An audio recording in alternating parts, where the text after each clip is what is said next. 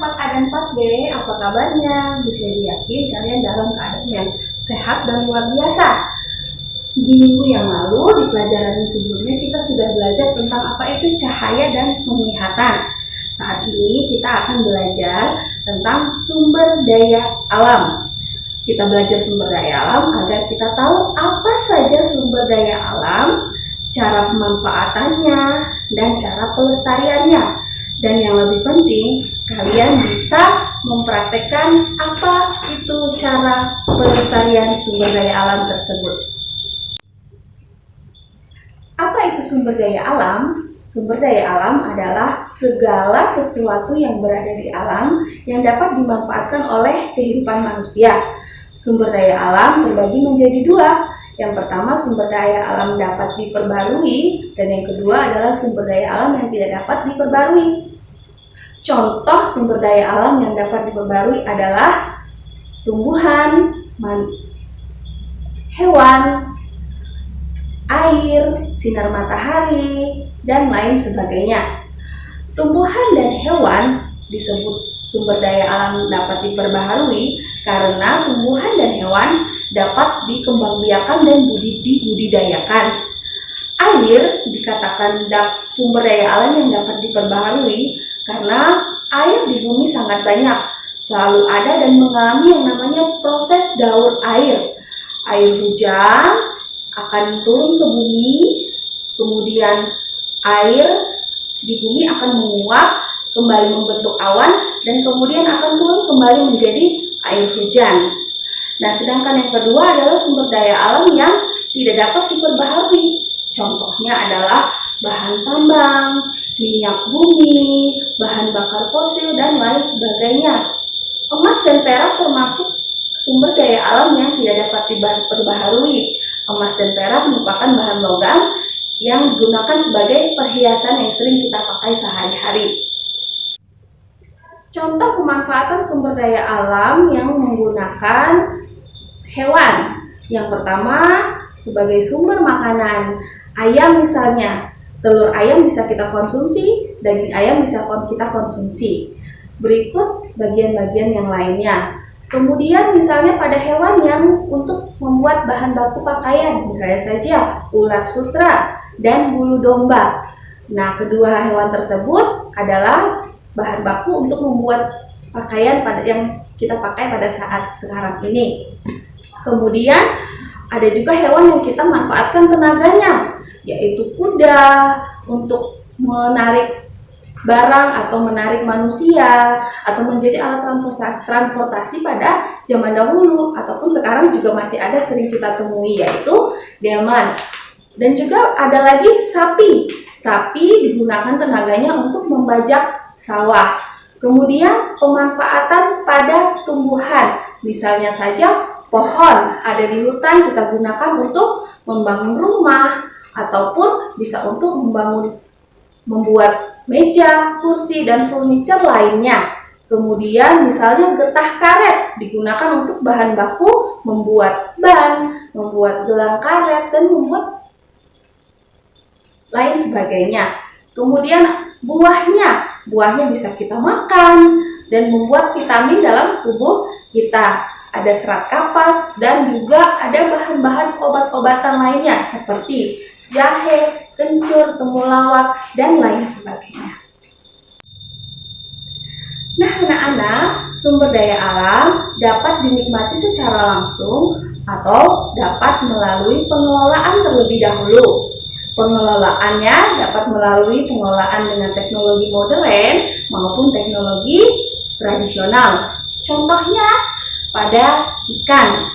Nelayan mengambil ikan di laut, kemudian dikelola secara tradisional untuk membuat ikan asin. Nah, sedangkan contoh teknologi modernnya adalah contoh pengelolaan pada ikan kaleng. Nah, kalian seneng kan makan ikan kaleng? Contoh lainnya pada susu. Susu dapat diolah secara modern maupun secara tradisional. Kalau secara tradisional, susu dapat dipanaskan dengan kompor, kemudian dapat dikonsumsi ataupun diperjualbelikan. Nah, Kalau menggunakan teknologi yang modern, susu menggunakan teknik pasteurisasi dengan alat-alat yang modern dan steril atau bebas kuman. Nah, anak-anak, untuk sumber daya alam tertentu ada banyak yang diolah melalui modern dan tradisional. Nah, untuk yang contoh minyak bumi, kertas, dan karet itu menggunakan teknologi yang modern dengan alat-alat yang canggih. Nah, anak-anak, sumber daya alam yang ada di lingkungan kita itu sangat banyak. Nah, kita harus tahu cara melestarikan sumber daya alam tersebut.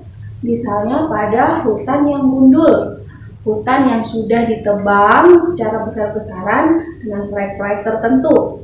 Kita dapat melakukan langkah, yaitu yang pertama, reboisasi, yaitu penanaman hutan yang gundul dengan bibit-bibit yang baru. Contohnya lagi hutan bakau. Hutan bakau hutan yang ada di pinggiran pantai, gunanya untuk menahan gelombang air laut dan tempat hidup ikan-ikan kecil atau makhluk-makhluk kecil lainnya. Cara pelestarian hutan bakau kita dapat melakukan reboisasi juga, yaitu penanaman atau menambah bibit-bibit baru di sekitaran hutan bakau. Kemudian juga lingkungan yang rusak akibat penambangan yang terbuka. Penambangan yang terbuka mengakibatkan perusakan hutan di sekitar tambang tersebut dan juga pencemaran udara dari debu dan asap dan pencemaran air dan tanah dari limbah tambang tersebut. Usaha yang dapat kita lakukan yaitu dengan cara mengelola limbah dengan baik sehingga tidak merusak air dan tanah yang ada di lingkungan tersebut, dan juga penatanan kembali atau pelestarian kembali setelah tambang selesai. Nah, kemudian penambangan yang dilakukan oleh orang-orang yang tidak bertanggung jawab dapat kita laporkan langsung ke pihak yang berwajib. Kemudian punahnya jenis hewan dan tumbuhan. Nah, tumbuhan dan hewan juga harus kita lestarikan. Jangan sampai kita tidak melestarikannya. Misalnya pada perburuan hewan yang liar, misalnya hiu, digunakan untuk dikonsumsi karena nilainya yang sangat tinggi, dan juga untuk tanaman, misalnya pada tanaman cendana yang semakin hari sudah semakin berkurang jumlahnya.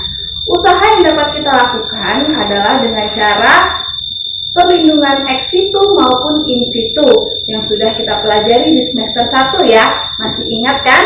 Pasti masih ingat. Dan juga kita dapat melakukan tebang pilih atau reboisasi.